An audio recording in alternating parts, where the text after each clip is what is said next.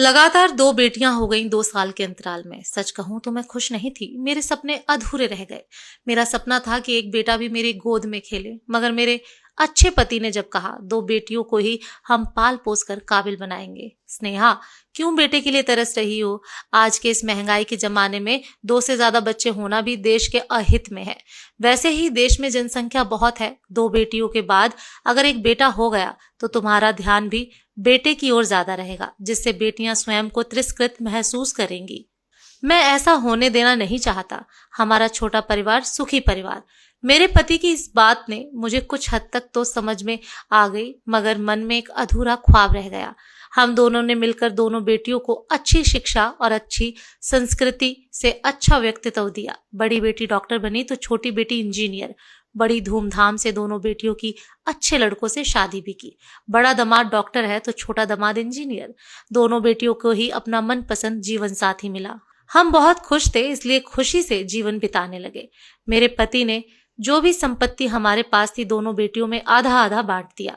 जब बड़ी बेटी ने कहा कि हमें आपकी संपत्ति की जरूरत नहीं है पापा, आप अपनी संपत्ति अपने पास ही रखिए, तब मेरे पति ने जवाब दिया, हमारे घर के तुम ही तो वारिस हो। हमारे बाद हमारी संपत्ति की देखभाल तुम दोनों बहनें मिलकर ही तो करोगे।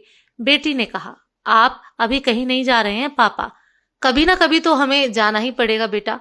हाँ, एक बात कहना चाहता हूँ, अगर मैं पहले चला गया तो अपनी माँ का ध्यान रखना, और अगर मैं पहले चली गई तो। मैं बोल पड़ी थी, यह भी कोई कहने वाली बात है क्या मम्मी पापा? आप लोग ऐसा क्यों कह रहे हैं? आप दोनों की देखभाल करना हमारा कर्तव्य है, कृतिका ने कहा। इसीलिए कह रहा हूं क्योंकि मेरे दोस्त ब्रजेश के दोनों बेटे अमेरिका में जाकर बस गए। अब बुढ़ापे में उनका सहारा कोई नहीं रहा। जब 2 बेटे हुए थे तब ब्रजेश बहुत गर्वित था, यह सोचकर कि 2 वारिस पैदा हो गए। मुझे भी कहा था एक बार और चांस ले लो, अमूल्य हो सकता है।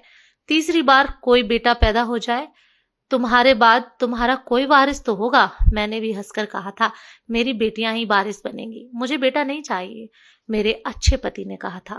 पापा के गुजर जाने के बाद बड़ी बेटी कृतिका ने उस जमीन पर अपने पापा के नाम से एक अस्पताल खोला। जो जमीन पापा ने संपत्ति का बंटवारा करते समय उसे दी थी। अस्पताल का नाम अपने पापा के नाम से अमूल्य आरोग्य केंद्र रखा। छोटी बेटी अमृता के नाम से उसके पापा ने अपना मकान कर दिया था। अमृता ने उस मकान में बच्चों के लिए एक निशुल्क स्कूल खोल दिया और उस स्कूल का नाम मेरे नाम से स्नेहा विद्यालय रखा। दोनों बेटियों ने माता पिता का नाम अमर कर दिया। आज मैं अपनी बेटियों पर गर्वित हूँ। मेरे मन में अब कोई अधूरा ख्वाब नहीं रह गया। कौन कहता है कि केवल लड़के ही वारिस बनते हैं? लड़कियां नहीं। जहां पर भी कृतिका और अमृता के पापा आज हैं, वहीं से देखकर गर्व से उनका सीना चौड़ा हो रहा होगा, यह सोचकर कि मेरे बाद मेरी बेटियों ने हमारा नाम ऊंचा रखा है, जीवित रखा है। बेटियों ने अपने कर्म से मेरा दृष्टिकोण ही बदल दिया। बेटा ना होने का मन में कोई क्षोभ नहीं। दोस्तों, आपको ये कहानी कैसी लगी कमेंट करके जरूर बताएं। पेज को फॉलो जरूर करें। धन्यवाद।